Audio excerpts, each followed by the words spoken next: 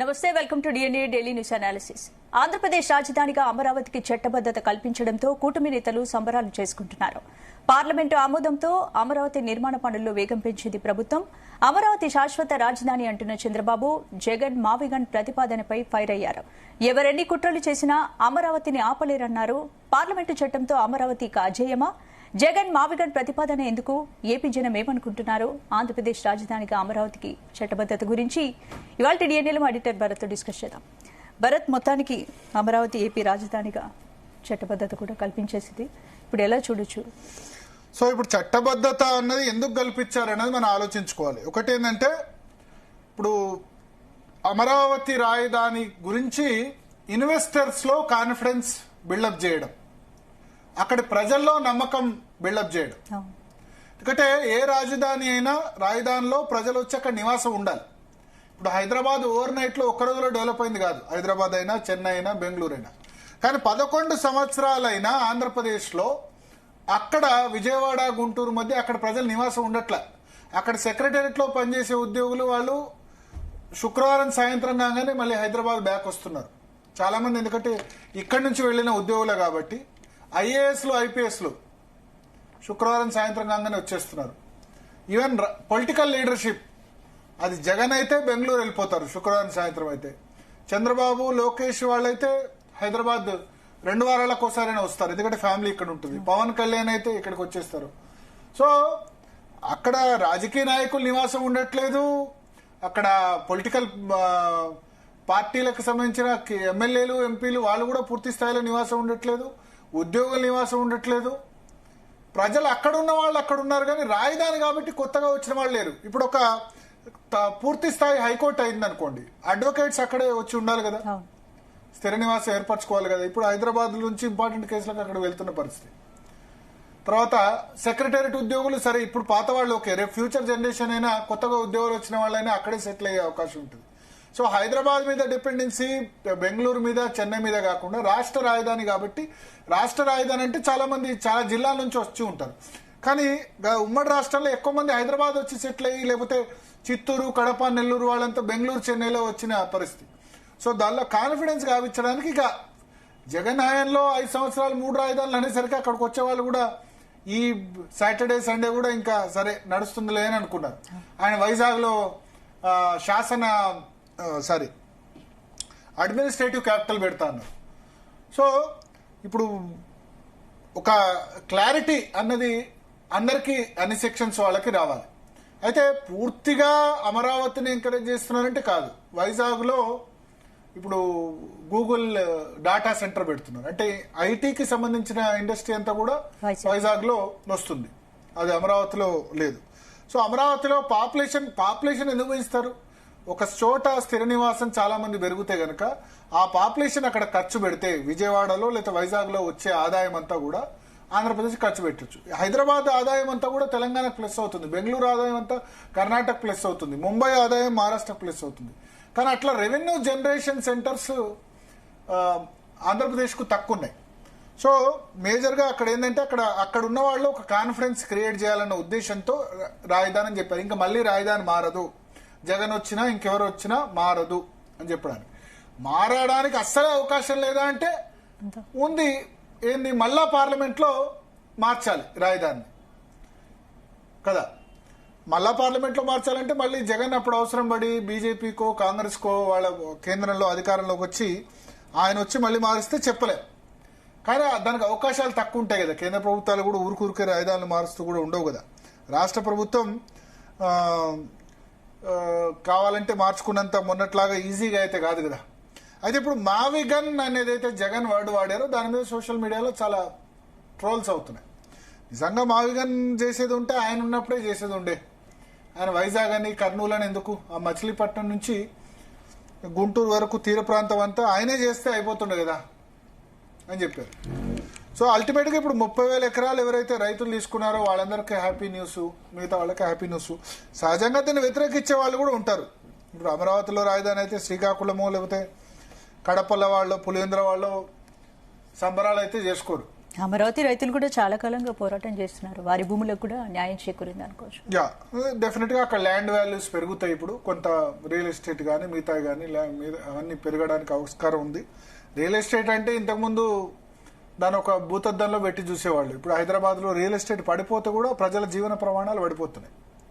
So it's part of game అయిపోయింది. ఇంతకుముందు real estate కోసమా, ప్రభుత్వం రియల్ ఎస్టేట్ దళారా ఇట్లా మాట్లాడేవాళ్ళు. కానీ రియల్ ఎస్టేట్ ద్వారా వచ్చే ఆదాయం ఆల్సో వెరీ ఇంపార్టెంట్. ల్యాండ్స్ పెరుగులు, క్రయ విక్రయాలు ఇవన్నీ కూడా చాలా ఇంపార్టెంట్ అయిపోయాయి. సో ఈ మావిగన్ అని ఏదైతే అన్నారో ఆయన ఆ కోస్టల్ క్యాపిటల్ అన్నది ఆయనలోనే డెవలప్ చేసేది ఉండే.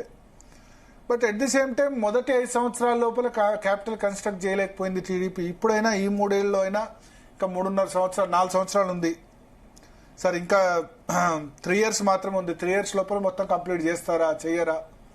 చెయ్యాలి. మళ్ళీ స్కోప్ వదలకూడదు. పాసిబుల్ అవుతుందా 3 years లో చేయొచ్చు. అంటే కేసీఆర్ సెక్రటరియట్ 15-16 నెలలు కట్టారు కదా. సో రాజధాని అంటే ముందు సెక్రటరియట్, పూర్తి స్థాయి సెక్రటరియట్, తాత్కాలిక సెక్రటరియట్ బదులు పూర్తి స్థాయి సెక్రటరియట్, పూర్తి స్థాయి హైకోర్టు, పూర్తి స్థాయి అసెంబ్లీ భవనం, మినిస్టర్ క్వార్టర్స్, ఎమ్మెల్యే క్వార్టర్స్, ఇవన్నీ కూడా 3 years లో కంప్లీట్ చేస్తే ఆబ్వియస్లీ నెక్స్ట్ ఏ గవర్నమెంట్ వచ్చినా ఉండదు. 3 సంవత్సరాల్లో పాసిబుల్ అవుతుందా అంటే పాసిబుల్ అవుద్ది.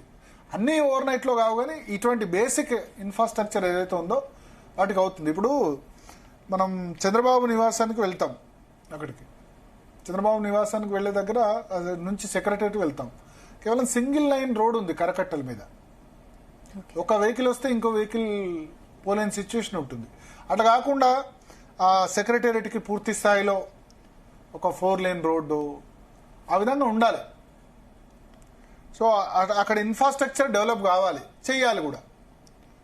సో చూద్దాం, సిఆర్డిఏ అయితే వాళ్ళ ప్రయత్నం వాళ్ళు చేస్తున్నారు. అమరావతి నిర్మాణానికి అవసరమైన నిధులు ఎక్కడి నుంచి వస్తాయి? ఎందుకంటే ఇప్పటికే నిధులు కేంద్ర ప్రభుత్వం అయితే ఇవ్వదు. కేంద్ర ప్రభుత్వం పూర్తిగా సహకారం ఇస్తుందా సార్?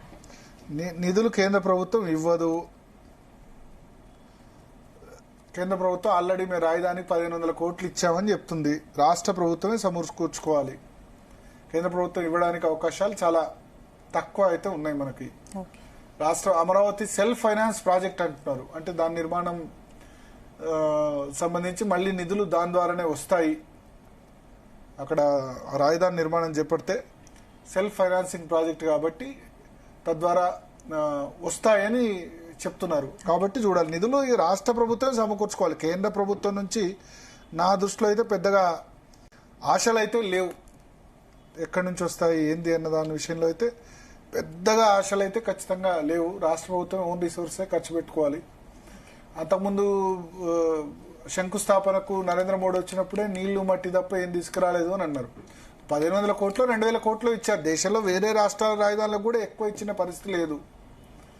సో ఇప్పుడు స్టేట్ గవర్నమెంట్ రిసోర్సెస్ తోనే ఉండాలి. అట్లా అని చెప్పినట్టు వైసీపీ చెప్పినట్టు 2 లక్షల కోట్లు కావాలి, 3 లక్షల కోట్లు కావాలంటే అంత ఖర్చు పెట్టాల్సిన అవసరం కూడా లేదు. ఎందుకంటే ఆంధ్రప్రదేశ్లో హైదరాబాద్ లాగా కాకుండా ఒకటే చోట కేంద్రీకృతం లేదు. చాలా చిన్న పట్టణాలు కూడా ఉన్నాయి. తిరుపతి ఉంది, కర్నూలు ఉంది, రాజమండ్రి ఉంది, వైజాగ్ ఉంది, గుంటూరు ఉంది, విజయవాడ ఉంది, ఏలూరు ఉంది. అన్ని పెద్ద పెద్ద సిటీస్, ఎయిర్పోర్ట్స్ ఉన్న సిటీసే 4-5 ఉన్నాయి. ఇప్పుడు తెలంగాణలో ఓన్లీ హైదరాబాద్లో మాత్రమే ఎయిర్పోర్ట్ ఉంది. కానీ అక్కడ రాజమండ్రిలో ఎయిర్పోర్ట్ ఉంది, మీకు తిరుపతిలో ఎయిర్పోర్ట్ ఉంది, కడపలో ఉంది, విజయవాడలో ఉంది, వైజాగ్లో ఉంది, ఆల్రెడీ కర్నూలులో కూడా ఎయిర్పోర్ట్ నిర్మాణం చేయొచ్చు. So lot of scope is there. ఒకటే చోట కాకుండా అభివృద్ధిని వికేంద్రీకరణ చేసేందుకు. సో మాట్లాడదాం. మనతో పాటు మురళీమోహన్ గారు, Puthalapattu MLA, Telugu Desam party MLA మనతో పాటు జాయిన్ అవుతున్నారు. మురళీమోహన్ గారు, జీ తెలుగు కోసం సమయం కేటాయించిన ధన్యవాదాలు. సో ఒకటి, ఇప్పుడు జగన్ మావిగన్ అనే ప్రతిపాదన తీసుకొచ్చారు. మావిగన్ సెకండ్ ఆప్షన్ అని చెప్పారు. అది పోర్ట్ అయితే బాగుంటుందని చెప్తున్నారు సార్. ఇక్కడ మనము నమస్కారం, ముందుగా మనం డెమోక్రసీలో ఉన్నాం. జగన్ గారి కలోనియల్ పీరియడ్ లో లేము. జగన్ గారి ఒపీనియన్ కాదు మనకు కావాల్సింది, జనం opinion, majority opinion. According to constitution majority opinion ప్రభుత్వం, మెజారిటీ ఓట్లు ప్రభుత్వం, మెజారిటీ ఎమ్మెల్యేలు ప్రభుత్వం. జగన్ గారు చెప్పారని మనం చేస్తామా? జగన్ గారు సాక్షి టీవీ మాత్రం చూడమంటారు, మనం చూస్తామా? జగన్ గారు సాక్షి పేపర్ మాత్రం చదవమంటారు, మనం చదువుతామా? చాలా మంచి రెస్పాన్స్ వస్తుంది అంటారు వాళ్ళు మా విధాన ప్రతిపాదనకి. పేటీఎం బ్యాచ్ కొంతమంది పెట్టుకొని వాట్సాప్ లో లైకులు కొట్టమంటే కొడితే ఇప్పుడు వాళ్ళు చాలా చేస్తా ఉంటారు అంటే రెస్పాన్స్ కోసం. అవన్నీ రెస్పాన్స్ అని ఎట్లా అవుతారు? రెస్పాన్స్ అంటే అకౌంటబిలిటీ ఉండాలి, రెస్పాన్స్ అంటే క్యాలిక్యులేషన్ ఉండాలి, యాక్యురసీ ఉండాలి. ఎవరు రెస్పాన్స్ ఇచ్చారంటే దేశంలో ఉన్నటువంటి ఎన్డీఏ కూటమిలో ఉన్నటువంటి పార్టీలన్నీ మద్దతు పలికాయి, ఎన్డీఏ కూటమిలో లేనటువంటి పార్టీలు కూడా మద్దతు పలికాయి, ఎన్డీఏ ప్రభుత్వ విధానాలను వ్యతిరేకించినటువంటి ఒకరిద్దరు పార్టీ సభ్యులు కూడా పార్లమెంట్ లో మద్దతు పలికారు. మరి దాని రెస్పాన్స్ అంటారా, లేకపోతే ఆంధ్రప్రదేశ్ రాజధానిగా అమరావతి ప్రకటించగానే అమరావతి రావగానే యాక్చువల్ గా ఆయన ప్రొనౌన్సియేషన్ మిస్టేక్ మావి కన్ను కాదని చెప్పింది, మావి గాన్ అన్నాడు. అసెంబ్లీకి సంబంధించి తీర్మానం అయిన వెంటనే ఈ తీర్మానం అమరావతి ఆమోదం జరిగింది, పార్లమెంట్ లో రాజ్యసభలో అవుతుంది కాబట్టి ఉన్న 11 కూడా మావి గాన్ అన్నాడు. మీరు ప్రొనౌన్సియేషన్ మిస్టేక్, అది మావి గన్ను కాదండి, మావి గాన్. మాకున్న 11 కూడా గాన్ చెప్పాడు ఆయన. మీరు దానికి రెస్పాన్స్ వస్తూ ఉంటది.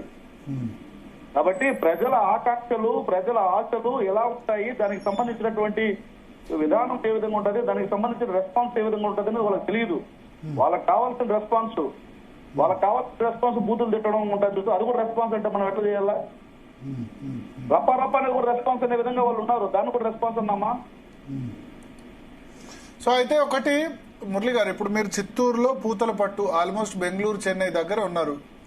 మీరు అమరావతి రాజధాని పట్ల మీ ప్రాంత ప్రజలు నిజంగానే సంబరాలు చేసుకున్నారా? ఎంతో దూరంలో ఉన్న వాళ్ళు చేసుకునే 2014-18లో అమరావతి శంకుస్థాపనకి నరేంద్ర మోదీ గారు వచ్చినప్పుడు పూతలపట్టులో నుంచి మట్టి నీరు తీసుకుని ప్రముఖ దేవాలయాల నుంచి వెళ్లారు. కాణిపాకం దేవాలయంతో సహా చాలా దేవాలయాలకి మట్టి నీరు తీసుకుని వెళ్లారు. అది ప్రజలే కదా. ఈ రోజు కూడా నేను ఎమ్మెల్యేగా అసెంబ్లీలో మద్దతు పలికాను, జైగొట్టాను, అవకాశం ఉంటే మాట్లాడుంటాను. ఈ రోజు మళ్ళీ నిన్న అమరావతి ప్రకటన రాగానే సంబరాలు జరిపాము. చేశారు కానీ నిజంగానే ప్రజలు సరే తెలుగుదేశం పార్టీ శ్రేణులు చేశారు కానీ నిజంగానే ప్రజలందరూ సంబరాలు చేసుకున్నారా? మరి వైసీపీ శ్రేణులు చేసిందాన్ని మీరెంట కౌంట్ చేస్తారు? వైసీపీ శ్రేణులు చేస్తే దాన్ని ప్రజల కౌంట్ చేసి, లేదంటే జనసేన, బీజేపీ, తెలుగుదేశం కలిపి చేస్తే దాన్ని మీ పార్టీ అంటే లేదు, వాళ్ళు చేయట్లేదు, మీరు చేయట్లేదు. బట్ మీకు దీనివల్ల లాభం ఉంటుందా చిత్తూరులో ఉన్న వాళ్ళకి, లేకపోతే శ్రీకాకుళంలో? మిత్రమా, లాభ నష్టాలని, ఉపయోగాలని అన్నిటినీ బేరీజు వేసి శివరామకృష్ణన్ కమిటీ రిపోర్ట్ ఇచ్చి, శివరామకృష్ణన్ కమిటీ శ్రీకాకుళం నుంచి అనంతపురం వరకు తిరిగి అభిప్రాయాల సేకరణ చేసి దాన్ని నివేదికగా ఇచ్చిన తరువాత ఈ నిర్ణయాన్ని ప్రకటించడం జరిగింది. ఆ తర్వాత కూడా ప్రభుత్వం చాలా ప్రాసెస్ చేసింది. ఆ తర్వాత 2019లో వచ్చినటువంటి దుర్మార్గ ప్రభుత్వం పక్కన పెట్టాలని, దాన్ని నాశనం చేయాలని చెప్పి రకరకాలైనటువంటి ప్రయత్నాలు చేసింది. కానీ ప్రజల ఆకాంక్షల మేరకే సాక్షాత్తు నరేంద్ర మోదీ గారు ఆ రోజు పార్లమెంట్ నుంచి మట్టి తీసుకొచ్చాడంటే ఈ రాష్ట్ర నిర్మాణానికి, ఈ రాష్ట్రానికి సంబంధించినటువంటి క్యాపిటల్ కు కేంద్ర ప్రభుత్వం సాక్షాత్తు పార్లమెంట్ ఆమోదం ఉందని ఒక సిగ్నల్ ఇవ్వడం జరిగింది. మరి ఇవన్నీ వదిలిపెట్టేసి ఎవరో ఏదో మాట్లాడారని మనం దాని గురించి మాట్లాడుకోలేం కదా. ఇప్పుడు ఒక చిన్న ఎగ్జాంపుల్ చెప్తాను. ఒక ఇంట్లో వాషింగ్ బేసిన్ ఉంటుంది, టాయిలెట్ ఉంటుంది, అట్లాగే కొలాయి నీళ్లు తాగే కొలాయి కూడా ఉంటుంది, ఈ ఆర్ఓ సిస్టమ్ పెట్టుకుని వాటర్ ఒకే బోర్లో నుంచి వస్తుంది. మనం ఆర్ఓ సిస్టమ్ పెట్టుకున్న వాటర్ లో తీసుకుని గ్లాస్ లో తాగుతాం, సింక్ లో ఉంటే చేతులు కడుక్కుంటాం, ఇంకో దాంట్లో ఇంకోటి కడుక్కుంటాం, ఇంకోటి కడుక్కున్నా కూడా వచ్చి మేము తాగుంటే మేము మన ఆడ తాగుతాం. అన్ని ఒకే బోర్లో నుంచి వస్తాయి. కాబట్టి సింక్ లో పెట్టిన దానికి, టాయిలెట్ దగ్గర పెట్టిన దానికి, ఆర్ఓ సిస్టమ్ పెట్టిన దానికి పైపులు వేరే, కానీ నీళ్లు బోరువే. దాని ప్రాధాన్యత మారుతుంది. 11 మంది కూడా లేకుండా కూర్చొని మావి గాను, మీవి గాను, మావి గాను, మీవి సూను, ఇవన్నీ చెప్పుకుంటామంటే ఏం ఉపయోగం? ప్రజలు ఆమోదించారు. మన అభిప్రాయాన్ని ప్రజల మీద రుద్దడం కాదు, ప్రజాభిప్రాయాన్ని మనం. ప్రజా పరిపాలన అంటే ప్రజల యొక్క ఆకాంక్షలకి, ప్రజల యొక్క ఆలోచనలకి ప్రతిరూపంగా ఉండాలి. మనకు వచ్చినటువంటి ఆలోచనలు ప్రజల మీద రుద్దడం కాదు. మీవి గాని ఎవరైనా ఏ నియోజకవర్గం నుంచి, ఏ ప్రాంతం నుంచి ప్రజలు నీకు రాశారయ్యా మీవి గాని కావాలని? ఇప్పుడు ఆ గన్ను మొదటి టర్మ్ లో కంప్లీట్ చేయలేకపోయారు. ఇప్పుడు సెకండ్ టర్మ్ లో వైసీపీకి ఆ అవకాశం ఇవ్వకుండా 3 years లోపల రాజధానిలో కీలకవన్నీ కూడా కన్స్ట్రక్షన్ కంప్లీట్ చేస్తారా? కంప్లీట్ చేయడము చేయకపోవడం అనే దానికి అది భవనాలతో ముడిపడినటువంటి అంశం కాదు, భావోద్వేగాలతో ముడిపడినటువంటి అంశం. దానికి తెరబడింది. Okay. అమరావతి ప్రకటన వచ్చింది, కేంద్ర ప్రభుత్వం ఆమోదించింది. కేంద్ర ప్రభుత్వం నుంచి ఈ రోజు రాష్ట్ర ప్రభుత్వానికి అధికారికంగా ఆమోదం వచ్చింది. ఇక్కడ ప్రజల ఆమోదం ఉంది, మొదలవుతుంది. ఎంతవరకు మొదలవుతుంది? ఇప్పుడు 2014-18లోనే దాదాపుగా క్వార్టర్స్ అన్ని కంప్లీట్ చేశారు. సుమారుగా అన్ని రోడ్లు కూడా దాదాపుగా కంప్లీట్ అయ్యే స్థితిలో తర్వాత వచ్చినటువంటి గవర్నమెంట్ కావాలనే దాన్ని నిర్వీర్యం చేసింది. చేసుంటే ఈ పాటికి అయిపోయేది. ఇప్పుడు కూడా ఎన్డీఏ కూటమి తీసుకున్నటువంటి ఈ నిర్ణయం ఇది కంటిన్యూ అవుతుంది. నెక్స్ట్ కూడా ఎన్డీఏ కూటమి వస్తుంది కాబట్టి దాన్ని కంటిన్యూ చేస్తారు, కంప్లీట్ కూడా చేస్తారు. దాంట్లో no doubt at all. Okay, అంటే ఇప్పుడు చట్టబద్ధత కల్పించా మీరే వస్తారన్న కాన్ఫిడెన్స్ ఉంటే ఎందుకు ప్రత్యేకంగా పార్లమెంట్ లో ఎందుకు అసలు రాజధాని అనే పదమే లేదు రాజ్యాంగంలో అని జగన్ అంటున్నారు? రాజ్యాంగంలో అపోజిషన్ అనే పదమే లేదు, అపోజిషన్ లీడర్ అనే పదం, దాన్ని మాత్రం కావాలంటున్నాడు కదా. అంటే అతని కోసం మనం పనిచేద్దామా, జనం కోసం పనిచేద్దామా? అవసరానికి రాజ్యాంగం, అవసరం లేకపోతే రాజ్యాంగం వద్దా? మరి అపోజిషన్ లీడర్ హోదా నాకు కావాలన్న రాజ్యాంగంలో ఏడ రాసి ఉండదంట. దాన్ని మాత్రం రాజ్యాంగం ప్రకారం వద్దు, దీన్ని మాత్రం రాజ్యాంగం ప్రకారం కావాలంటే ఎట్లా? అంటే కన్వెన్షన్, అపోజిషన్ లీడర్ అనేది కన్వెన్షన్, సరే క్యాపిటల్ దానిలో ఉన్నా లేకపోయినా అదొక కన్వెన్షన్, కానీ సాంప్రదాయం అని ఆయన అంటారు. సరే అది పక్కన పెడితే సాంప్రదాయనే సంగీతం అవన్నీ కూడా అన్నిటికీ వర్తించాలి. వస్త్రం కప్పుకున్న వాళ్ళందరూ సాంప్రదాయం కింద రారు. సాంప్రదాయ పద్ధతులు అవలంబించేవాడు సాంప్రదాయం గురించి మాట్లాడాలా. నేను శుద్ధపూసని సాంప్రదాయనే అంటే ముందు నువ్వు సాంప్రదాయ పద్ధతులు మిగతా వాటిని అవలంబిస్తే నీకు సాంప్రదాయ పద్ధతి వస్తుంది. నేను మాత్రం ఉంపడంగా ఉంటాను, నాకు సాంప్రదాయ పద్ధతి కావాలంటే ఎట్టిస్తారు? కాదు కదా. ఓకే, సో ఇప్పుడు all round development of AP అంటే ఒక అమరావతి కాకుండా మిగతా ఆల్ రౌండ్ డెవలప్మెంట్ ఆఫ్ ఏపీకి సంబంధించి మీరు బడ్జెట్ ను ఫాలో అయితే చాలా క్లియర్ గా చెప్పడం జరిగింది. ఆంధ్రప్రదేశ్ ని 3 గ్రోత్ రీజియన్లుగా ప్రకటించడం జరిగింది. ఆ గ్రోత్ రీజియన్స్ ప్రకారం తిరుపతి కేంద్రంగా ఒక గ్రోత్ రీజియన్, విజయవాడ కేంద్రంగా ఒక గ్రోత్ రీజియన్, వైజాగ్ కేంద్రంగా ఒక గ్రోత్ రీజియన్, 30,000 కోట్ల రూపాయలతో హార్టికల్చర్ అభివృద్ధి చేయడం అనేది ఈ గ్రోత్ రీజియన్ లో ప్రధానమైనటువంటి అంశం. అదే విధంగా ఇండస్ట్రియల్ సంబంధించి, అదేవిధంగా రైల్వే లైన్లకు, లేకపోతే అమరావతి సీడ్ క్యాపిటల్, ఇవన్నీ Amaravati region, Vijayawada region, Vizag region లో ఇప్పుడే మీరు చూశారు, ఎప్పుడో వీళ్ళు చేతులు ఎత్తేసినటువంటి స్టీల్ ప్లాంట్ కి సంబంధించినటువంటి పునః ప్రారంభం జరుగుతోంది. అదేవిధంగా ఎయిర్పోర్ట్ లో ప్రారంభోత్సవం జరుగుతోంది. అదేవిధంగా గూగుల్ లాంటి కంపెనీ వచ్చింది. ఇప్పుడు విజయవాడలో వ్యాలీ ఇలాంటివన్నీ కూడా తీసుకురావడం జరుగుతోంది. క్వాంటమ్ వ్యాలీ, ఇవన్నీ కూడా అభివృద్ధులు కాక ఇంకేమవుతుంది? అభివృద్ధి అంటే మనం ఏదో ఒకటి కాలనీ ప్రకటించేసి మన నాయకుల దగ్గర బినామీ పేరుతో కొనిచ్చేసి దాన్ని నమ్ముకోవడం అభివృద్ధి అంటామా? అభివృద్ధి అంటే విజిబిలిటీ ఉండాలి. అభివృద్ధి అంటే రీజనబుల్ యూటిలిటీ ఉండాలి. మనకు ఉపయోగపడేది అభివృద్ధి కాదు. ఓకే ఓకే, సో ఇప్పుడు కాబట్టి మీరు కూడా ఒక మెసేజ్ పంపండి. ఈ రాష్ట్రానికి వచ్చిన డోకా లేదు, ప్రజానికానికి వచ్చే రాబోయే కష్టం లేదు, అమరావతిని ఆపే శక్తి లేదు. కాబట్టి అమరావతి అజరామరం, తెలుగు నేల ఉన్నంత కాలం. మా ఈ డిబేట్ థంబ్నెయిల్ అమరావతి అజేయం. ఓకే, అమరావతి అజేయం అనే పెట్టాము. అమరావతి అజేయం, వెరీ గుడ్, సూపర్. అమరావతి అజేయంగా ఉండాలి, ఎందుకంటే మిగతా రాష్ట్రాలకు అజేయంగానే ఉంటుంది. హైదరాబాద్, బెంగళూరు, చెన్నై ఇవన్నీ ఉన్నప్పుడు ఆంధ్రప్రదేశ్ కూడా ఒక నారా చంద్రబాబు నాయుడు గారు ఈ రోజు రాసినటువంటి చరిత్ర, తెలుగు జాతి, తెలుగు నేల ఉన్నంత కాలం, ఆ చంద్రార్ధులు ఉన్నంత కాలం, సూర్య చంద్రార్ధులు ఉన్నంత కాలం ఇది అజేయం, అజరామరం. ఓకే, ఒకసారి మనతో పాటు మల్లాది విష్ణు గారు కూడా జాయిన్ అయ్యారు. మీరు లైన్ లో ఉండండి. మురళీమోహన్ గారు, మల్లాది విష్ణు గారు. సార్ చెప్పండి సార్. ఈ మావిగన్ ప్రతిపాదన సంబంధించి సోషల్ మీడియాలో చాలా ట్రోల్స్ అవుతున్నాయి, మీరు చూసే ఉంటారు. మావిగన్ ఏంటి అని చెప్పి. మంచిగానా చెడుగానా? మంచిగా కంటే చెడుగా ఎక్కువ అవుతున్నట్టున్నాయి. చేస్తారు సార్. చెడుగా అంటే చెడు చేసేవాళ్ళే ఇలా ఉంటారు కదా సమాజంలో. ఎక్కువ మంచి చేసేవాళ్ళు, మాట్లాడిన దాంట్లో మంచిగా చెడు అని అర్థం చేసుకునేవాళ్ళు, వివక్షక ఆలోచన లేకుండా ఉన్నటువంటి దాన్ని ఆలోచన చేసి ప్రజలకు చెప్పేటటువంటి వాళ్ళు తక్కువైపోయారు సమాజంలో. మనం ఏం చేస్తాం చెప్పండి? ఇప్పుడు 1,00,000 కోట్లు 2 లక్షల కోట్లు పెట్టి అమరావతి కట్టాలి అని అనుకుంటున్నారు. ఈ రాష్ట్రంలో ఉన్నటువంటి 13 అన్ని జిల్లాల్లో ఉన్నటువంటి ప్రజలందరికీ ఇబ్బందే కదా. ఇప్పుడు విశాఖపట్నంలో మేము పెడతామంటే దాన్ని విమర్శించారు, మళ్ళీ వాళ్ళే తీసుకెళ్లి Zone 3 అని పెట్టారు. ఇట్లాగా దుష్ప్రచారమే ఒక ఎజెండాగా పెట్టుకుని పనిచేస్తా ఉన్నారు కాబట్టి అవన్నీ ట్రోల్స్ అవుతూ ఉంటాయి. కాబట్టి మా యొక్క సజెషన్ ఇప్పుడు మేము చెప్పాము. మావిగన్ సజెషన్ కు రెస్పాన్స్ ఎట్లా ఉంది మీ అబ్జర్వేషన్? సరే ట్రోల్స్ అయితే చేస్తున్నారు కానీ మీ సార్ ఇప్పుడు సార్ నా ఇదేంటంటే ఇప్పుడు ఒక అమరావతిలోకి వెళ్ళాలంటే మెయిన్ రోడ్ నుంచి దాదాపుగా 30 కిలోమీటర్లు వెళ్ళాలి. సరైనటువంటి 12 సంవత్సరాలుగా సరైనటువంటి మౌలిక సదుపాయాలు కల్పించలేకపోయారు.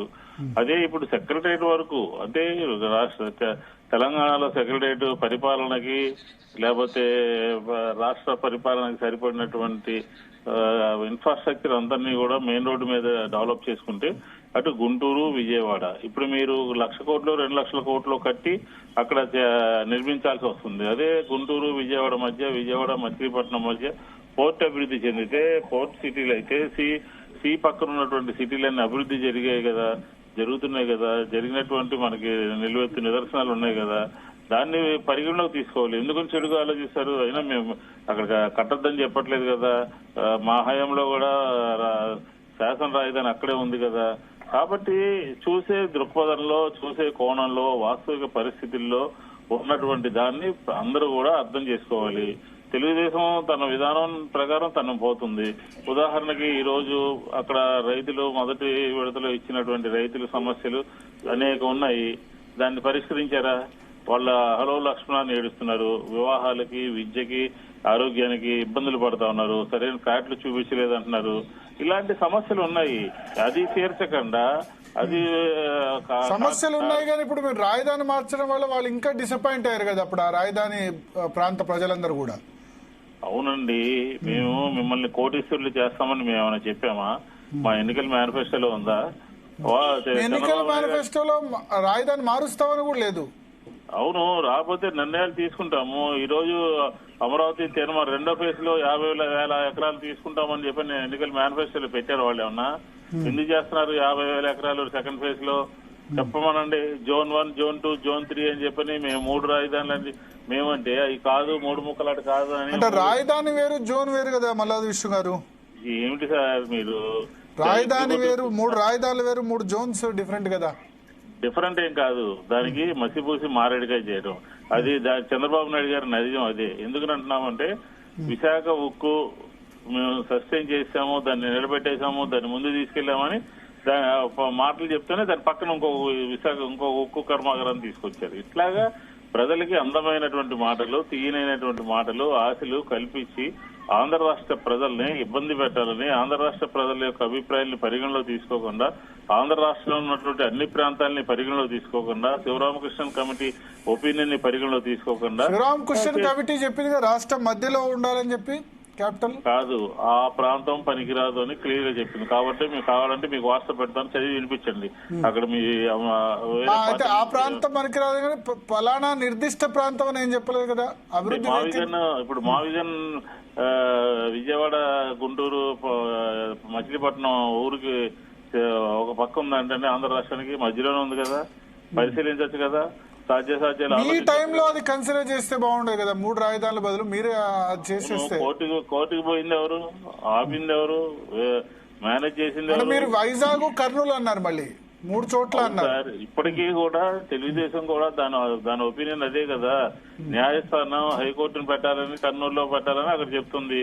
ఎగ్జిక్యూటివ్ హైకోర్టు బెంచ్, హైకోర్టు కాదు, హైకోర్టు బెంచ్ వరకు కదా. High court bench sir, high court bench అంటున్నారు. మేము ఆ రోజు హైకోర్టు అన్నాము. ఈ రోజు ఏంటి అక్కడ విశాఖపట్నం సంబంధించినంత వరకు కూడా మేము ఎగ్జిక్యూటివ్ క్యాపిటల్ అన్నాము.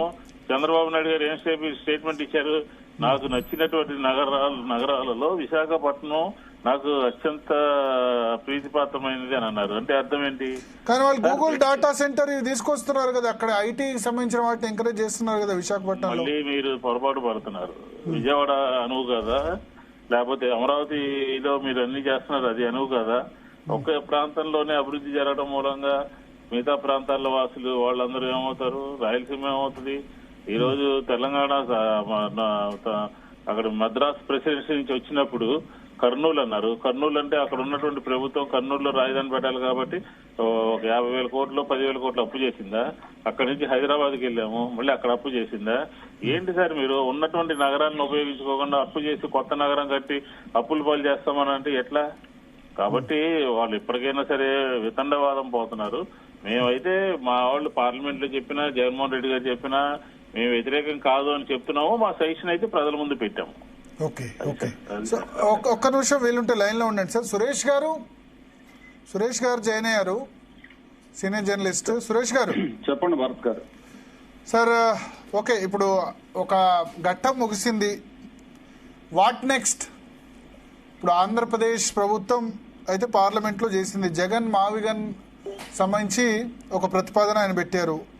సరే, ఆ ప్రతిపాదన అన్నది ఇప్పుడైతే ఈ ప్రభుత్వం అయితే ఖచ్చితంగా ఇంప్లిమెంట్ చేయదు. బట్ నెక్స్ట్ వైసీపీ గవర్నమెంట్ వచ్చింది అనుకోండి నెక్స్ట్ టైం లో, వాళ్ళు మళ్ళీ సరే రాజధానికి సంబంధించి ఏ విధంగా ఉన్నా దీన్ని ఈ రాజధాని ప్రాంతాన్ని డిస్కరేజ్ చేసే అవకాశం లేదంటారా? ఖచ్చితంగా ఉంటుందండి.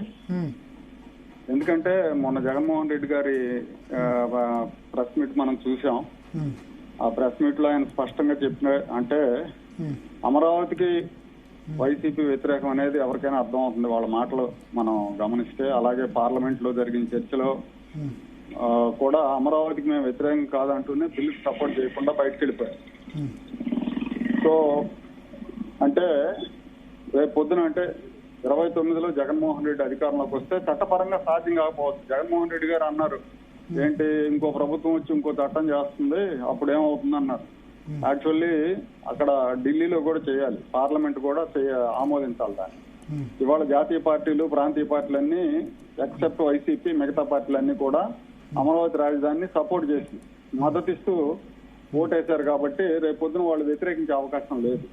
కాబట్టి చట్టపరంగా అమరావతిని డిస్మాంటిల్ చేసే అవకాశం లేదు. కానీ ఆయన ఒకవేళ గెలిస్తే 29లో ఖచ్చితంగా 19-24 మధ్యలో అమరావతి కోసం ₹1 కూడా విధించకుండా దాన్ని ఎలాగైతే పాడు పెట్టేశారో అలాంటి పరిస్థితి మళ్ళీ అమరావతికి ఎదురవుతుంది. కాబట్టి ఇప్పుడు అసలైన 29 లోపు సాధ్యమైనంత వరకు అమరావతి నిర్మాణాన్ని పూర్తి చేయాలి. ప్రభుత్వ కార్యాలయాలు కావచ్చు, లేదంటే మౌలిక వసతులు కావచ్చు, ప్లాటింగ్ కావచ్చు, ఇవన్నీ కంప్లీట్ చేసి 4 కంపెనీలు తీసుకొచ్చి అక్కడ ఉద్యోగ ఉపాధి అవకాశాలు కల్పిస్తే అంతవరకు భద్రంగా ఉంటుందని చెప్పుకోవచ్చు మనం. ఓకే ఓకే సో అంటే ఈ 3 years లో సాధ్యమా రాజధానికి సంబంధించి? సరే, మొత్తం రాజధాని అంటే ఒక రోజులో అయ్యేది కాదు. బట్ ఈ నిర్మాణాలు, assembly, secretariat, high court, MLA MP quarters, minister quarters, తర్వాత మిగతా హెచ్ఓడీస్ భవనాలు, ఇవన్నీ ఆ ఎమ్మెల్యే ఎంపీ ఎమ్మెల్యే క్వార్టర్స్, తర్వాత జడ్జిల క్వార్టర్స్, ఇవన్నీ కూడా కంప్లీట్ అవుతున్నాయండి. దాదాపుగా అయిపోయినట్టే. జడ్జిల క్వార్టర్స్ అయితే 90% అయిపోయింది, కంప్లీట్ అయింది. అలాగే ఎన్జిఓ క్వార్టర్స్ కూడా కంప్లీట్ అవుతున్నాయి. అంతవరకు అవుతాయి. కానీ ఇప్పుడు ఏదైతే ఐకానిక్ టవర్స్ అన్నారో సచివాలయానికి సంబంధించి, అలాగే అసెంబ్లీ, ఇవన్నీ కూడా వర్క్స్ చాలా వేగంగా జరగాలండి. వేగంగా జరగకపోతే పూర్తయ్యే అవకాశం ఉండదు. పూర్తి అవ్వకపోతే మళ్ళీ సమస్య ముందుకు వస్తుంది, మొదటికి వస్తుంది అన్నమాట. కాబట్టి ఆ విషయంలో అంటే ఇది కంప్లీట్ చేస్తే ఇప్పుడు ఒకవేళ జగన్ అధికారంలోకి వచ్చినా ఆయనకు వేరే ఆప్షన్ ఏమి ఉండదు అంటారు? ఏముండదు, అక్కడి నుంచి పరిపాలించాలి. సేమ్ టైం ఏంటంటే కొన్ని పెట్టుబడులు కూడా తీసుకురావాలండి అమరావతి. ఇవాళ వచ్చిన పెట్టుబడులు మొత్తం డిస్ట్రిబ్యూట్ చేస్తున్నారు వాళ్ళు. వైజాగ్ కానీ, లేదంటే ఉత్పాదక రంగం వస్తే రాయలసీమ వైపు కానీ పెడుతున్నారు. అమరావతి, కృష్ణా, గుంటూరు జిల్లా ప్రాంతాల్లో ఇంతవరకు అంటే ఒక 1000 మందికో 2000 మందికో ఉద్యోగ ఉపాధి కల్పించే ప్రైవేట్ సంస్థలు ఏవి కూడా రాలేదు. అలాంటివి ఒక 4-5 సంస్థలు అమరావతిలో పెడితే లైవ్లీగా ఉంటుంది. ఓకే. సో అంటే ఇప్పుడు వైజాగ్ లో గూగుల్ సంబంధించి డాటా సెంటర్ రాయలసీమలో మ్యానుఫ్యాక్చరింగ్ సంబంధించి వైజాగ్ లో గూగుల్ డేటా సెంటర్ పెట్టారు, 1,00,000 కోట్ల పైన పెట్టుబడి. ఆర్సెల్ఆర్ మెటల్ స్టీల్ ప్లాంట్ వస్తుంది అక్కడ, స్టీల్ సిటీ. తర్వాత కస్టమైజ్డ్ పోర్ట్ కూడా వస్తుంది అనకాపల్లి దగ్గర. అట్లాగే గ్రీన్ ఎనర్జీ. అంటే ఇప్పుడు అభివృద్ధి వికేంద్రీకరణ చేయడం కరెక్టే కదా, అన్ని మళ్ళీ అమరావతిలోనే తీసుకొచ్చి. కరెక్టే, అభివృద్ధి వికేంద్రీకరణ చేయాలి. సేమ్ టైం అమరావతిలో కూడా కొన్ని సంస్థలు ఉండాలి. ఎందుకంటే పాపులేషన్ వచ్చి అమరావతిలో ఎక్కువ మంది నివసించడానికి అట్లా అంటారా? లేదంటే అది మరో గాంధీనగర్ అవుతుందండి. ప్రభుత్వ కార్యాలయాలకు వెళ్ళి మళ్ళీ సాయంత్రానికి అహ్మదాబాద్ వెళ్తున్నారు చూడండి, ఆ టైప్ లో అవుతుంది. ఇప్పుడు అక్కడ కూడా ప్రభుత్వ కార్యాలయాలకు వెళ్ళి గాంధీనగర్ కంటే ప్రభుత్వ కార్యాలయాలకు వెళ్ళి హైదరాబాద్ వచ్చేస్తున్నారు శుక్రవారం సాయంత్రం. అయితే ఇక్కడ అదే పరిస్థితి. సాయంత్రం హైదరాబాద్, మళ్ళీ మండే మార్నింగ్ బయలుదేరి వచ్చేస్తున్నారు. అదే మోస్ట్లీ ఏమంటారు, పొలిటికల్ లీడర్స్ కూడా అంతే అయిపోయినారు. జగన్ బెంగళూరు వెళ్తారు, వీళ్ళు హైదరాబాద్ వస్తారు. అవునవును, నిజమే. Employees mostly Hyderabad. వికేంద్రీకరణ అంటే భరత్ గారు, 2014 రాష్ట్రం విడిపోయిన తర్వాత కేంద్ర ప్రభుత్వ సంస్థలు, ఇన్స్టిట్యూషన్స్ చాలా వచ్చినాయండి. మీరు ఐఐఎం వస్తే విశాఖపట్నంలో పెట్టారు, ఐఐటి తిరుపతిలో పెట్టారు, ఎన్ఐటి తాడేపల్లిగూడెంలో పెట్టారు, ట్రిపుల్ కర్నూలులో పెట్టారు, సెంట్రల్ యూనివర్సిటీ అనంతపూర్ లో పెట్టారు. అట్లా డిస్ట్రిబ్యూట్ చేశారు. అదొకటి బాగానే ఉంది. అలాగే నేననేది ఏంటంటే, మీరు క్యాపిటల్ సిటీగా అమరావతిని పెట్టారు కాబట్టి అమరావతిలో ప్రభుత్వ కార్యాలయాలతో పాటు కొన్ని ప్రైవేట్ విద్యా సంస్థలు వచ్చినాయి, ఎస్ఆర్ఎం, విక్టరీ ఇలాంటి విద్యా సంస్థలు వచ్చినాయి. వాటితో పాటు ఏమన్నా కొన్ని ఇంకా అంటే ఉద్యోగ ఉపాధి అవకాశాలు కూడా కల్పించే సంస్థలను కనుక మీరు ప్రమోట్. సెంట్రల్ గవర్నమెంట్ సంస్థలు కొన్ని తీసుకొచ్చినట్టున్నారు కదా? వచ్చినాయి. అంటే కాకు, CPWD, reserve bank of India, ఇవన్నీ ఉన్నాయి. కానీ ప్రైవేట్ ఇండస్ట్రీస్, ప్రైవేట్ సంబంధించి రావాలా? ల్యాండ్స్ కి అలాట్ చేశారు. వాళ్ళు ఇంకా పనులు మొదలు పెట్టాల. వాళ్ళు కూడా తొందరగా పనులు మొదలు పెడితే కొంతవరకు ఆ ఉద్యోగులు. తర్వాత మీరు అన్నట్టు ఇప్పుడు ప్రైవేట్ సంస్థలు కూడా రావాలి. ప్రైవేట్ సంస్థలు రాకపోతే సిటీ డెవలప్ అవ్వదు. ఇవాళ మనం చూస్తున్నాం హైదరాబాద్ లో not only software, not only IT, ఇంకా మిగతా చాలా ఫార్మా గానీ లేదంటే ఉత్పాదక రంగం గానీ ఇవన్నీ కూడా ఉన్నాయి. ఉండబట్టి హైదరాబాద్ అంత మహానగరం అయింది. సో ఇది హైదరాబాద్ అంత కాకపోయినా హైదరాబాద్ లో 10వ వంతో 15వ వంతో అవ్వాలంటే ఇక్కడ కూడా ప్రైవేట్ ఇన్వెస్ట్మెంట్స్ రావాలి. వాటిని గవర్నమెంట్ ఎంకరేజ్ చేయాలి. తర్వాత ఇంకో పాయింట్ నేను చెప్తా. జగన్మోహన్ రెడ్డి గారు ఏమన్నారు, 1,00,000 కోట్లు అప్పు అవుతుంది 50,000 ఎకరాలు డెవలప్ చేయడానికి. ఈ అప్పు ఎవరు తీరుస్తారు, రాష్ట్ర ప్రజల జేబుల్లో తీస్తారా అని అడిగారు. యాక్చువల్లీ స్టేట్ బడ్జెట్ లో అమరావతి కోసం ₹1 కూడా అనౌన్స్ చేయాలి. మొన్నటి బడ్జెట్ మీరు చూడండి. అమరావతి కోసం అప్పులు తీసుకుంటున్నారు.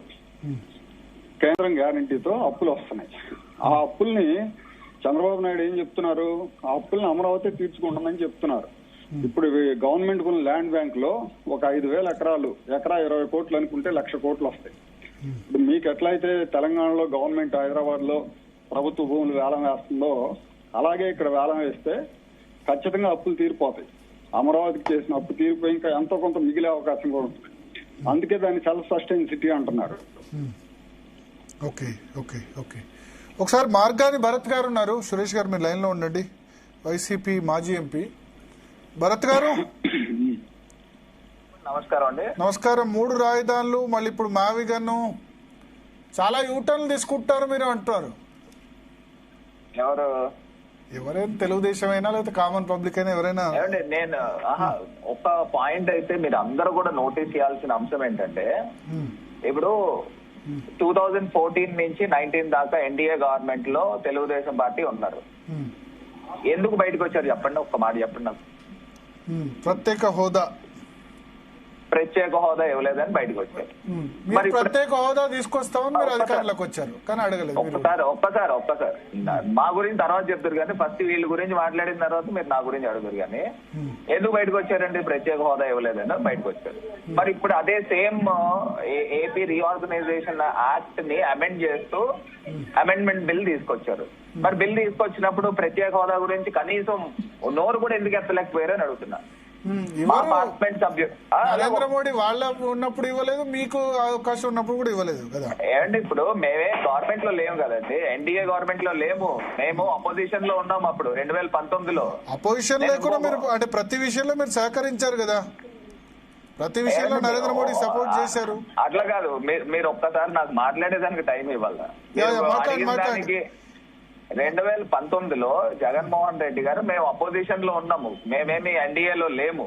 రెండోది 2019లో ఇదే ఎన్డీఏ గవర్నమెంట్ కి ఓన్లీ బీజేపీ ఇట్సెల్ఫ్ 303 సీట్స్ ఉన్నాయి, అబ్సల్యూట్ గవర్నమెంట్ ఉంది, వాళ్ళకి అసలు ఎవరితో మద్దతు లేకుండా ఉంది. మరి ఇవాళ పొజిషన్ అదా? ఇవాళ బీజేపీకి నంబర్ షార్ట్ ఉన్నాయి.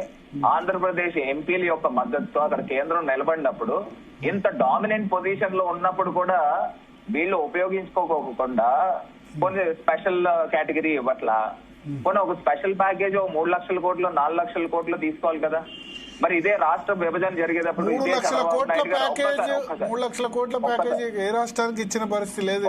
ఒక్కసారి ఇదే రాష్ట్రం విడిపోయేటప్పుడు చంద్రబాబు నాయుడు గారు ఏమడిగారండి?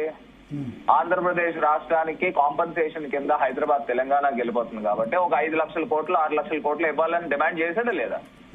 మరి ఇదే వ్యక్తి కనీసం మరి హైదరాబాద్ క్యాపిటల్ వెళ్ళిపోయింది కాంపన్సేషన్ కింద, మనం స్పెషల్ పొజిషన్ లో ఉన్నాము, ఒక గ్రోత్ ఇంజన్ లేదు. ఇప్పుడు నేను ఇదే అమరావతి గురించి మాట్లాడతా. అమరావతిలో ఈ చంద్రబాబు నాయుడు గారు పబ్లిక్ మీటింగ్స్ లోనే డైరెక్ట్ గా చెప్పింది ఏంటి? 2 లక్షల కోట్లు కావాలి క్యాపిటల్ కట్టాలంటే అన్నారు. మరి 2 లక్షల కోట్లు ఎక్కడి నుంచి తీసుకొస్తాడు? 2 లక్షల కోట్లు ఎక్కడి నుంచి తీసుకొస్తారు? ఇది ఏమైనా గ్రాంట్ ఇస్తున్నారా? ఇప్పుడు మొన్న పార్లమెంట్ లో మన బడ్జెట్ లో పెట్టింది 15,000 కోట్ల రూపాయలు అప్పిచ్చారు, వరల్డ్ బ్యాంక్ నుంచి అప్పు ఇప్పించారు. మరి అసలు ఎక్కడి నుంచి తీసుకొస్తారు చెప్పండి? ఇప్పుడు నేను ఇదే 2 లక్షల కోట్లు తీసుకెళ్లి ఇన్వెస్ట్మెంట్ సెంట్రలైజ్ చేసి ఒక ప్రాంతంలో పెడితే దీనికి డ్రైవింగ్ ఏంటండి? గ్రోత్ ఇంజన్ ఏది? ఇప్పుడు నిజంగా విశాఖపట్నము జగన్మోహన్ రెడ్డి గారు ఆలోచన చేశారు 3 క్యాపిటల్స్ పెట్టాలి అని.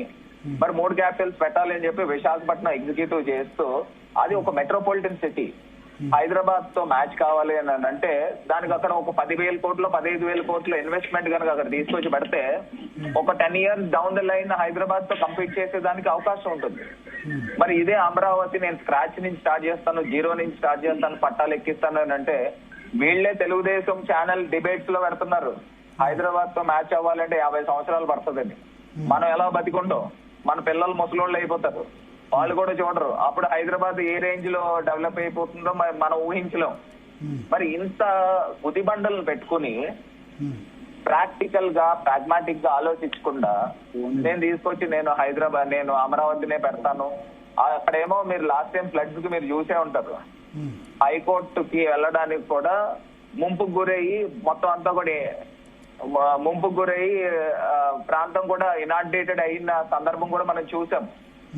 మరి ఇలాంటి పరిస్థితుల్లో ఒక పక్కన గ్రాంట్ ఇవ్వరు, ఇంకో పక్కనేమో అప్పులు చేసేదానికి మీరు రూపాయి వడ్డీ లెక్కేయండి. 2 లక్షల కోట్లు సంవత్సరానికి రూపాయి వడ్డీ వేస్తే 20,000 కోట్ల రూపాయలు అవుతుంది. మరి 20,000 కోట్ల రూపాయలకి రెవెన్యూ జనరేషన్ ఎక్కడి నుంచి వస్తుంది చెప్పండి? ఇప్పుడు ఏదో ఒక సెంటిమెంట్ ని రేస్ చేసి ఒక ఇమోషన్ ని రెచ్చగొట్టి ప్రజల్ని అప్పులు ఊబిలోకి దించద్దు అనేది ఒక ప్రతిపక్ష నాయకుడు ప్రాక్టికల్ గా ఆలోచిస్తున్నాడు. కాబట్టి ఇవాళ మమ్మల్ని జనాలు మీరు ఎన్ని ట్రోల్స్ చేసుకోండి, ఎన్ని తిట్లేని తిట్టుకోండి, కాకపోతే వాస్తవంగా ఒక డౌన్ ద లైన్ ఒక 5 సంవత్సరాల తర్వాత ప్రజలు రియలైజ్ అవుతారు, అరే ఇక్కడ తీసుకొచ్చి అమరావతిలో తీసుకొచ్చి డెడ్ క్యాపిటల్ చేస్తున్నారు. అక్కడ అమరావతికి నేను నిజంగా అడుగుతున్నానండి, ఇప్పుడు సినిమా ఫెటర్నిటీ ఉందండి, సినిమా హీరోలు ఉన్నారు, మరి ఈయనకి ఇంత పట్టు ఉంది కదా, 60% 70% రెవెన్యూ జనరేట్ అయ్యేది సినిమాలది ఆంధ్రప్రదేశ్ నుంచే.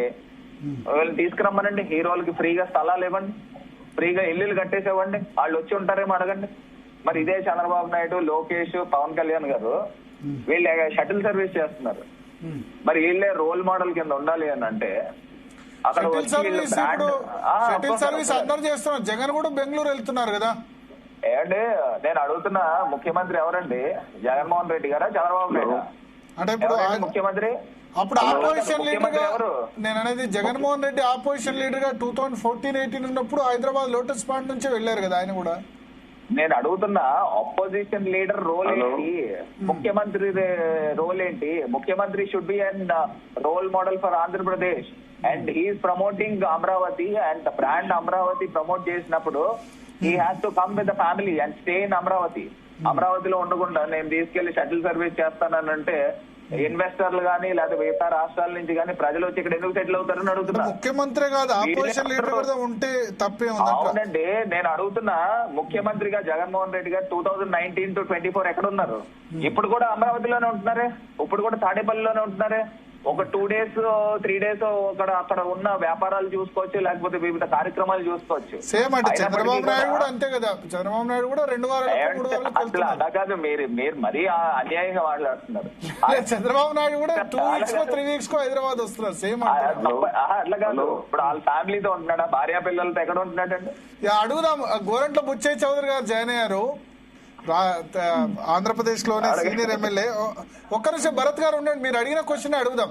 బుచ్చయ్య చౌదరి గారు నమస్కారం అండి. నమస్కారం. ఇప్పుడు మార్గాని భరత్ గారు అడుగుతున్నారు మీ కౌంటర్ పార్ట్. సరే, మీరు రాజమండ్రి, మీరు రూరల్, ఆయన సిటీ. ఆయన ఏమంటారంటే ఇప్పుడు సరే రాజధాని అయింది కానీ ముఖ్యమంత్రి ఫ్యామిలీ ఇంకా ఉండట్లేదు కదా, షటిల్ సర్వీస్ చేస్తున్నారు కదా అంటున్నారు. వీళ్ళు మారరు సావరు, ఒకటే మాట, వీళ్ళు మారరు సావరు. ఇంత మొత్తంగా అంటే ఇంతకంటే ఘాటు మాట వాడలేను. ఎందుకంటే ఇంత పరాభవం జరిగి అవమానం పాలైపోయినా కూడా 11 సీట్లకు పరిమితంగా కూడా వీళ్ళు మారే పరిస్థితి లేదు. వాళ్ళ నాయకుడు వాళ్ళు కూడా 3 రాజధానులు ముచ్చట అన్నారు. 5 ఏళ్లు గాడిలో కాశారా? ఏం చేశారు? కర్నూలు హైకోర్టు అన్నారు. దానికి ఏమైనా చర్యలు తీసుకున్నారా? లేకపోతే 3 రాజధానులు అన్నారు. మీరు కోర్టు కేసేసి స్టే తెచ్చారు కదా. విశాఖపట్నం అన్నారు. రైతులండి, ఎవరైతే భూములు ఇచ్చారో ప్రపంచంలో ఎక్కడ లేని విధంగా 34,000 ఎకరాలు రాజధాని కోసం త్యాగం చేసిన రైతులు త్యాగాల కోసం కోర్టుకెళ్తారు. వాళ్ళు మా భూములు మమ్మల్ని ఇలా చేశారు. రాజధాని విభజన చట్టంలో క్లియర్ గా చెప్పారు, అధికారంలోకి వచ్చే పార్టీ నిర్ణయించుకుంటుందని చెప్పారు. అధికారంలోకి వచ్చిన పార్టీ తెలుగుదేశం చంద్రబాబు గారి నాయకత్వంలో అమరావతి నిర్ణయించింది, చట్టం చేసుకుంది. కానీ ఆ తర్వాత అధికారంలోకి వచ్చిన జగన్మోహన్ రెడ్డి గారు మూడు రాజధానులు ముచ్చటన్నారు. భారతదేశంలోనే కాదు, ప్రపంచం ఎక్కడైనా ఉందా? ఒకవేళ జమ్మూ కాశ్మీర్ ఉంది. జమ్మూ కాశ్మీర్ లో సమ్మర్ వింటర్ లో మాత్రమే జమ్మూకి వస్తుంది. వింటర్ లోనే వస్తారు. అలాగే మహారాష్ట్రలో ఎక్కడ ఉంది రాజధాని? బాంబేలో ఉంది. కానీ ఒక సెక్షన్ మాత్రం నాగపూర్ లో చేస్తారు. 3 చోట్ల 4 చోట్ల రాజధానులు ఎక్కడ ఏ దేశంలో ఉన్నాయండి? ప్రపంచంలో ఎక్కడైనా వింత పోగడా? ఇవాళ మావిగన్ అంటే ఏంటో ఆయనే చెప్పాలి. ఆయన లేకపోతే భర్త గారు లాంటి మేధావులు చెప్పాలి మావిగన్ అంటే ఏంటో. ఎందుకు చేయలేదు? ఏం చేశారు? మీరు 3 రాజధానులు అన్నారు. ఏ నిర్ణయం చేశారు?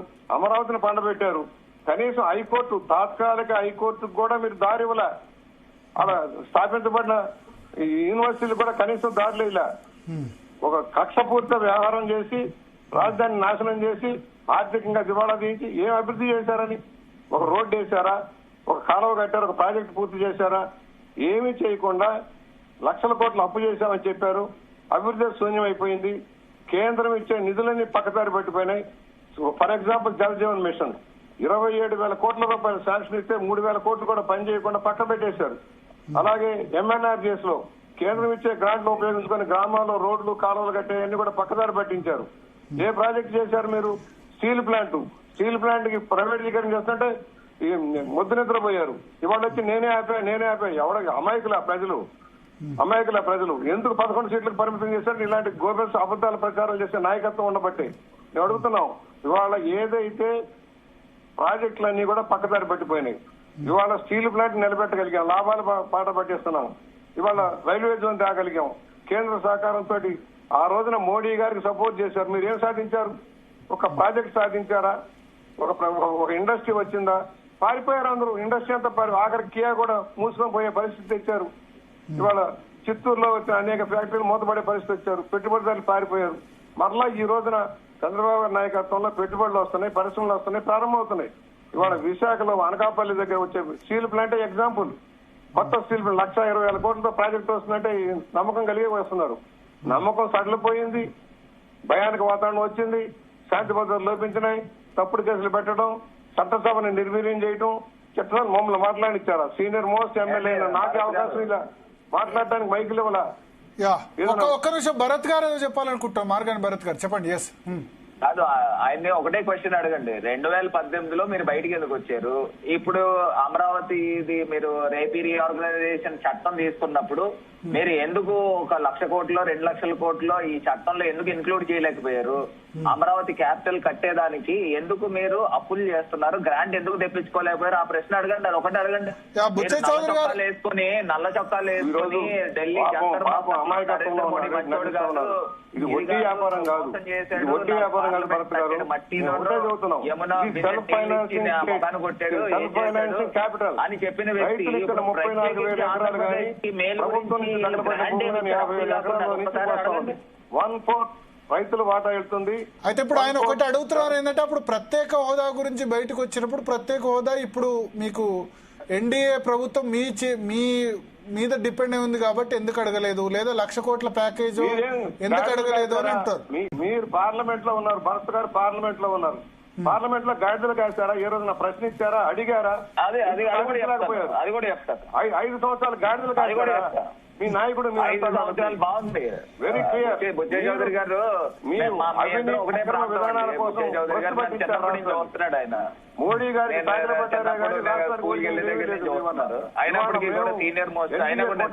డెవలప్మెంట్ చేస్తా ఉన్నాం, సాధిస్తా ఉన్నాం, పరిశ్రమలు వస్తున్నాయి, పెట్టుబడులు వస్తా ఉన్నాయి, ఆర్థికంగా నిలదొక్కునే పరిస్థితి చేస్తా ఉన్నాం.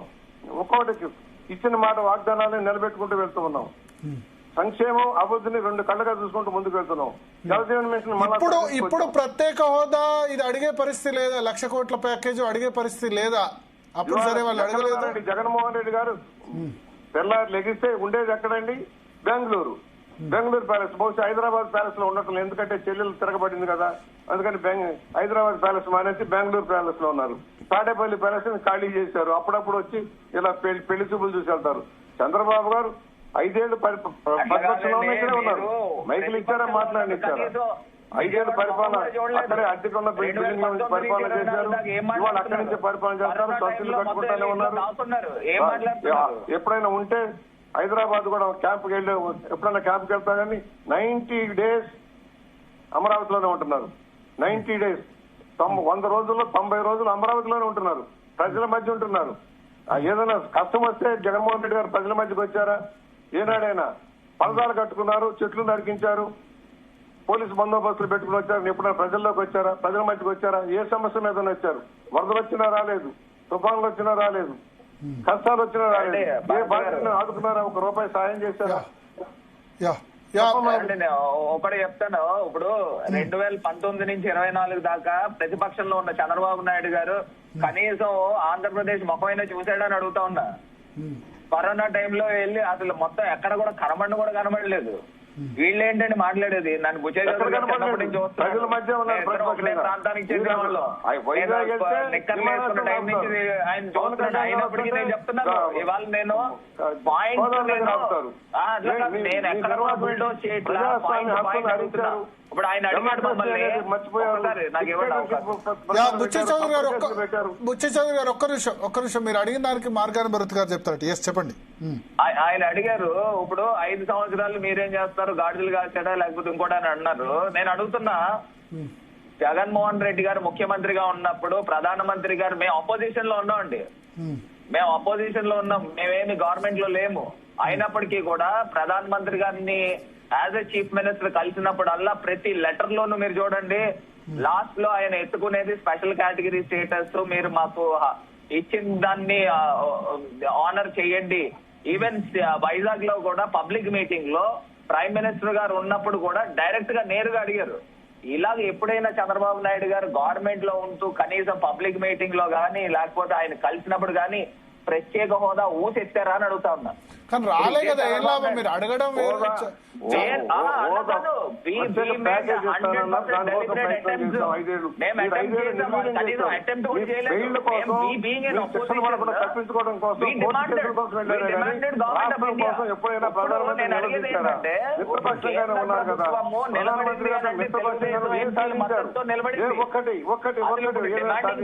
ఉన్నప్పుడు కూడా ఆంధ్రప్రదేశ్ చంద్రబాబు గారు ఒకటే సాధ్యం అవుతుంది. ఏం చేస్తున్నారండి? కేంద్రాన్ని ఒప్పించి ఇప్పుడు ప్రతి బుల్డోస్ చేస్తున్నాడు అర్థం కాదు. విశాఖపట్నం అన్నారు, స్టూడియోని కూడా కబ్జా చేశారు కదా, తెలుగుదేశం పార్టీ కమాండింగ్ పొజిషన్ లో ఉన్నారు. స్టూడియోని కూడా కబ్జా ఎంపీలు విత్డ్రా చేయమనండి. ఎవరు వస్తారు? అప్పులు చేయాల్సిన దౌర్భాగ్యం ఎందుకుందండి? మనము హైదరాబాద్ వెళ్ళిపోయినప్పుడు హ్యాండిక్యాప్ అయినప్పుడు కేంద్ర ప్రభుత్వం విభజించింది కాబట్టి కేంద్ర ప్రభుత్వమే మనకు భర్తీ చేయాలా? ఎందుకు చేయాలి? మీరేం చేశారు? విభజనప్పుడు ఏం చేశారు? నువ్వేం చేసావు అంటే నేనేం మాట్లాడలేదు. ఇప్పుడు మీరు గవర్నమెంట్ లో మాట్లాడారు, మీరు మాట్లాడారా? మీరా మేమా? మేము 2019 లో 303 ఎంపీలు ఉన్నాయి తెలుగు పార్లమెంట్. ఇప్పుడు షార్ట్ ఫాల్ ఉంది, నంబర్ షార్ట్ ఫాల్ ఉన్నప్పుడు డిమాండ్ ఇప్పుడు కూడా మేము అడగము. మేము ఎప్పుడు సమాధానం చెప్పలేదు. ఇది ప్రజలను ఆలోచన చేయమని కోరుతున్నాను. పోనీ విభజిత రాష్ట్రాల్లో సమస్యల పరిష్కారం కోసం కృషి చేస్తారా? ఏదైనా సరే న్యాయం జరిగిందా? ఒకటి విభజన చట్టంలో చెప్పిన ఏదైనా అమలు చేయించారా? కేసీఆర్ కి తాకట్టు పెట్టారు, రాష్ట్రాన్ని తాకట్టు పెట్టారు. ఏం చేయగలిగారు మీరు? స్నేహితులు అంటూ మీ పబ్బం గడుపుకున్నారే కానీ మీ కేసుల కోసం, మీ అవినీతి అక్రమాల కోసం మాత్రమే పరిపాలన సాగించారు కానీ రాష్ట్ర ప్రగతి కోసం ఏమీ జరగల. కనీసం అవగాహన. ఇప్పుడు ఈ రాజధాని సమయం చర్చకు ఫుల్ స్టాప్ పడుతుందా బుచ్చే చౌదరి గారు? దీంతో 100% సార్ ఎవరు కదిలించలేరు. అమరావతి రేపు జగన్ అధికారంలోకి వస్తే మావిగన్ చేస్తే మావిగన్ అంటే మావిగన్ లేదు, జగన్మోహన్ రెడ్డి లేకపోతే వేరే కేంద్రంలో ఇప్పుడు ఆయన సపోర్ట్ తో వస్తే ఆయన మళ్ళీ చట్ట సవరణ చేస్తే ఆయన వచ్చేది లేదు, సచ్చేది లేదు సార్. ఒకటే మనసు. ఎందుకంటే ఇలాంటి మరి వచ్చేది లేని సవరణ, ఆయన వచ్చే అవకాశం లేనప్పుడు ఎందుకు సవరణ చేయించారు? పార్లమెంట్ లో అవసరం లేదు కదా. రాబోయే రోజుల్లో ఎప్పుడైనా ఎవరైనా ఇలాంటి దుర్మార్గులు వస్తే ఇక ముందు ఎవరికి నష్టం జరగకూడదు, రాష్ట్ర ప్రగతి కుంటుపడకూడదు. ఒక రాజధాని ఉండాలి, అందరికీ ఉన్నాయి. భారతదేశంలో అందరికీ రాజధానులు ఉన్నాయి. మనకు తెలుగువాడికి ఒక రాజధాని ఉండాలి. ఈ 3 రాజధానులు ముచ్చట కాదు. మేము హైకోర్టు బెంచ్ పెడతాం కర్నూలులో. ఆల్రెడీ తీర్మానం చేసి పంపించాం, ఢిల్లీలో పరిశీలనలో ఉంది. మేము ఏదైతే చెప్పి ఆయన అమలు చేస్తున్నాం. విశాఖ ఆర్థిక రాజధానిగా పడమిల్లేలాగా ఇండస్ట్రీ పెడుతున్నాం, భూములు కేటాయింపు చేస్తున్నాం, పరిశ్రమలు పెట్టుబడులు వస్తున్నాయి. అనకాపల్లి కానీ విశాఖ జిల్లాలో కూడా భారీగా వస్తున్నాయి. ఉత్తరాంధ్రలో ప్రాజెక్టులు వస్తా ఉన్నాయి. అలాగే రాయలసీమలో హార్టికల్చర్ హబ్గా డెవలప్మెంట్ చేసిన పరిశ్రమలు వస్తా ఉన్నాయి. మన మరో స్టీల్ ప్లాంట్ కూడా రాబోతుంది కడపలో. మీరేం శంకుస్థాపన చేశామన్నారు, ఏదైనా సాధించారా? పూర్తిగానే ప్రాజెక్టులకు ప్రారంభోత్సవాలు చేశారు. ట్యాంకర్లతో నీళ్లు పోసి ప్రాజెక్టులు ఓపెన్ చేశామన్నారు కుప్పంలో. ఎవరికి తెలియదండి ఈ భోగోతాలు? సిగ్గుపడాలి ఏం చేశామనేది. చేసి సెట్టింగ్ చెప్పండి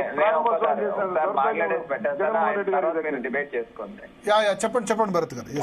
నేను ఒకటే అడుగుతున్నానండి, ఇప్పుడు కమాండింగ్ పొజిషన్ లో ఉండి కూడా నేను ప్యాకేజ్ తెచ్చుకోలేను, గ్రాండ్లు తెచ్చుకోలేను, అమరావతి క్యాపిటల్. ఇప్పుడు మీరు ఎందుకు బయటకు వచ్చారు? 2018లో ఎందుకు బయటకు వచ్చారు? మీరు ఇప్పుడు తీసుకొచ్చి చట్టం అమెండ్మెంట్ చేశారు, అమెండ్మెంట్ చేసి గ్రాంట్లు ఏం తీసుకొచ్చారు? సెలబ్రేషన్లు ఎందుకు చేస్తున్నారు? తీసుకొచ్చి 2 లక్షల కోట్ల రూపాయలు పెట్టుబడులు పెట్టేసి పెట్టుబడులు పెడతారు. సంవత్సరానికి 20,000 కోట్లు అవుతుంది. దీనికి అసలు గ్రోత్ అనేది రెవెన్యూ జనరేషన్ ఎక్కడి నుంచి అవుతుంది? ఇవేం చెప్పకుండా ఇప్పుడు నేను అడుగుతున్నా, చెన్నై, హైదరాబాద్, ఢిల్లీ, కోల్కతా ఇవన్నీ 10 సంవత్సరాలు 20 సంవత్సరాల్లో డెవలప్మెంట్ సిటీస్ కాదండి. 100 సంవత్సరాలు పడుతుంది దీనికి. మన అమరావతి తయారు అవ్వాలి అని అంటే వీళ్ళే చెప్తున్నారు. వీళ్ళు ఛానల్స్ లో డిబేట్లు పెట్టుకుని 50 సంవత్సరాలు పడుతుంది ఏం చూస్తాము? ఏం చూస్తాము? నిజంగా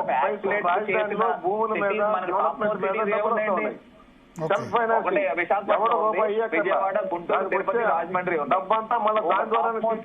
తీసుకుని యాక్సిలరేట్ చేయకపోకుండా నేను దీన్నే పట్టుకుని ఎలా అంటున్నానంటే ఓవర్ ఏ పీరియడ్ ప్రజలు కూడా దీన్ని రియలైజ్ అవుతారు, రిగ్రెట్ ఫీల్ అవుతారు. ఇక్కడ గ్రోత్ ఇంజన్ లేకపోకుండా మీకు వస్తాయి. అక్కడ మిగతా రాష్ట్రాల నుంచి ప్రజలు వచ్చి ఇక్కడ ఎందుకు సెటిల్ అవుతారు? ఒకసారి కామన్ సెన్స్ తో ఆలోచన చేయమని, విచక్షణతో ఆలోచన చేయమని కోరుతున్నారు. మానసిక వైకల్యంతో ఇప్పుడు వీళ్ళే చెప్తున్నారు ముందుకు రాలే. స్టీల్ ప్లాంట్ కి ఎందుకు తెచ్చుకోలేరండి? క్యాపిటల్ మైన్స్ ఎందుకు తెచ్చుకోలేరండి?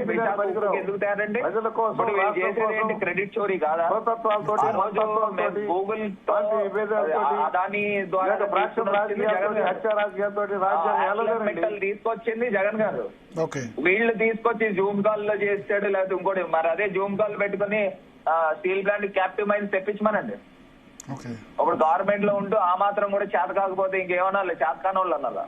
ఈ చేతకాని తన వల్ల రాష్ట్రం 30 ఏళ్ళు వెనకపోయాం. అదే చేతకాని వాళ్ళు వెనకపోయాం. భర్త గారు గవర్నమెంట్ లో ఉండి మీరు సాధించకుండా అప్పులు చేస్తున్నాము. 3,30,000 అందుకున్న ఫిబ్రవరికి 4 లక్షల ప్రకారం 3,30,000 కోట్లు చేసి కనీసం మీరు సంక్షేమ పథకాలు కూడా మూడో వంతు అన్ని ఇవ్వకోకుండా ఎవరంటారండి ప్రజలు? మీరు ఇప్పుడు సెంటిమెంట్ ని, ఇమోషన్ ని రైజ్ చేసి ఛానల్స్ లో డిబేట్లు పెట్టుకుని ప్రజల్ని కమఫ్లాస్ చేసి ఒక మబ్బుల్లో పెడుతున్నారు. పీరియడ్ ప్రజలకు కూడా అర్థం అవుతుంది. ప్రజలు ఎవరు కూడా అమాయకులు కాదు. ఇప్పుడు ప్రస్తుతానికి నిందించచ్చు, కానీ వాస్తవాలు ప్రాక్టికాలిటీతో ఒక ప్రతిపక్ష నాయకుడు, బాధ్యత కలిగిన ప్రతిపక్ష నాయకుడు చేయాల్సిన కార్యక్రమం 100% మేము నిర్వర్తిస్తాం. థ్యాంక్ యూ మార్గాన్ భరత్ గారు, గోరంట్ల బుచ్చయ్య చౌదరి గారు, అదేవిధంగా మల్లాది విష్ణు గారు, సురేష్ గారు, మురళీమోహన్ గారు. సో మొత్తానికి ఒక ఘట్టం అయితే అయిపోయింది, చారిత్రక ఘట్టం అయితే కంప్లీట్ అయింది. సో చూద్దాం ఏం జరుగుతుంది అన్నది. సార్ ఇప్పుడు జగన్ మావిగన్ అన్నా ఇంకేమన్నా ఇప్పుడైతే అధికారం లేరు కాబట్టి 3 yearsలో చంద్రబాబు ప్రభుత్వం అయితే సాధ్యమైతే త్వరగా ఈ నిర్మాణాలు ఏవైతే ఉన్నాయో దానికి సంబంధించి అయితే కంప్లీట్ చేసే ప్రయత్నం అయితే చేస్తారు. ఇప్పుడు అందరికీ ఒక సిగ్నల్ పంపించారు, ఇది రాజధాని శాశ్వతంగా ఉంటుందని. బట్ అల్టిమేట్లీ రాజధానిలో ప్రజా రాజధాని అన్నప్పుడు ప్రజలు ఎక్కువ సంఖ్యలో నివాసం ఉండాలి. ప్రభుత్వ ఉద్యోగులు శుక్రవారం సాయంత్రం వచ్చి సోమవారం పొద్దున పోతే గనక ప్రభుత్వ ఉద్యోగులైనా రాజకీయ నాయకులైనా అది పూర్తి స్థాయి రాజధాని అని అనిపించుకోదు. ప్రతిపక్ష నేతలైనా ఎవరైనా అంతే ఉంది. సో ఒక లీగల్ శాంక్టిటీ అయితే వచ్చింది, చట్టబద్ధత అయితే వచ్చింది. సో ఆంధ్రప్రదేశ్ కూడా హైదరాబాద్, బెంగళూరు, చెన్నై లాంటి ఒక మహానగరం అమరావతి కావాలని మనం కూడా కోరుకుంటాం. నెక్స్ట్ టాపిక్ లోకి వెళ్లే ముందు DNA షార్ట్ ట్రిక్స్.